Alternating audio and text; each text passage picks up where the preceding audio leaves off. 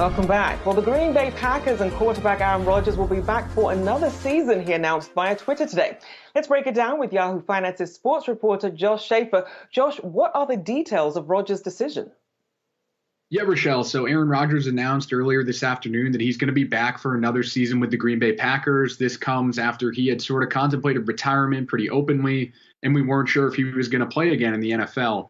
Now, the big thing that Rodgers did also say in his tweet is that the numbers that have been reported earlier this afternoon on his contract are not correct, and he has not yet signed a contract. So the numbers that came out earlier today had Rodgers signing a 4-year, $200 million deal that would put him at about $50 million a year and make him the highest paid NFL player ever. Rodgers is saying that hasn't happened. He hasn't signed a deal. But just with those numbers floating around, I did take a look at how much NFL players are making today versus 5 years ago, 10 years ago. And I wanted to point out a few things. Right now, you have Patrick Mahomes leading the NFL with $45 million a year. When you go back 10 years ago, Drew Brees was leading the league at about $20 million a year. 5 years ago, you had Matt Stafford with a 5-year, $135 million deal.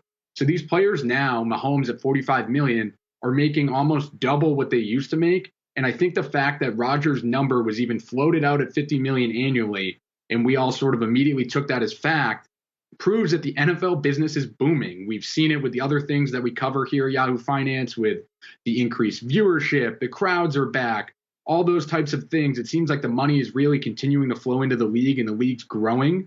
So I think that's the biggest takeaway from this Rodgers saga thus far, no matter what the number is that the NFL business is booming, and we're going to see more and more money coming into it again next year, guys. Okay, and so stick around, Josh. We also want to bring in Yahoo Finance's Dave Briggs for more on this around the 4-time MVP, the one-time winner of the Match Golf Charity Tournament event as well, in Aaron Rodgers, and the significance that Aaron Rodgers is going to be rejoining the pack in Green Bay. Yeah, it's just confirmation that Aaron Rodgers is really the Kanye West of quarterbacks. Extraordinarily, in fact, uniquely talented, but he is a drama queen. He was never going anywhere, but he did drive up the price, and whatever he agrees on, he will, in fact, be the highest paid player in the league. But the staggering number really here is the guaranteed money.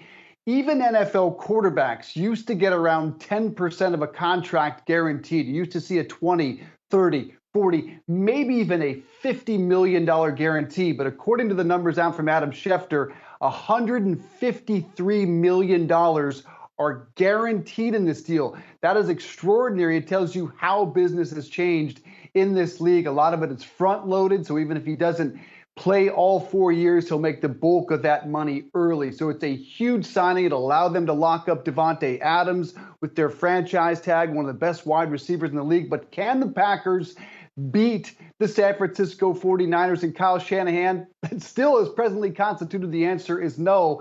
But we thought that was going to be all, guys. And then my Denver Broncos just minutes later announced a huge trade for Russel Wilson from the Seattle Seahawks, a Super Bowl champion. They give away 2 number 1s, 2 number 2s to get Russell Wilson as their quarterback. They give up a tight end and their quarterback, Drew Lock. Look, I'm biased. I'm a Broncos fan. If I could put this thing on, I would. It's a little small, but this makes the Broncos right away a Super Bowl contender. What do you think, Josh? Yeah, I mean, you definitely have to think that it certainly helps the Broncos a lot more than it helps the Seahawks, at least in the immediate future, Dave. And the other thing to watch for that, too, is the Broncos sale, right? Now whoever's buying the Broncos is getting maybe a better asset than they were even getting before. We're looking at a sale there that might be over $4 billion. And now you get Russell Wilson and a potential Super Bowl contender with them. Certainly makes it a more appealing buy, if you ask me. I think you bring up a good point with the sale. My first read of this was, I'm ecstatic, I'm running the house celebrating. Then I see they give up 2 number 1s and 2 number 2s for a 33-year-old quarterback. And my reaction was, I wonder if the market wasn't looking like it was going to be $4 billion.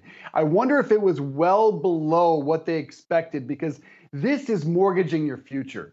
This is not something you see often. To mortgage that big of package of picks and talented players for a guy who's 33 and could be on the downside. Unless he puts up a Tom Brady-like late career surge, which he might, I think he still has a Super Bowl in him. But look, he's in the same division as the aforementioned Patrick Mahomes. He's in the same conference as Josh Allen and the Buffalo Bills. So extraordinarily talented quarterbacks in that league certainly helps that $4 billion number look more attainable.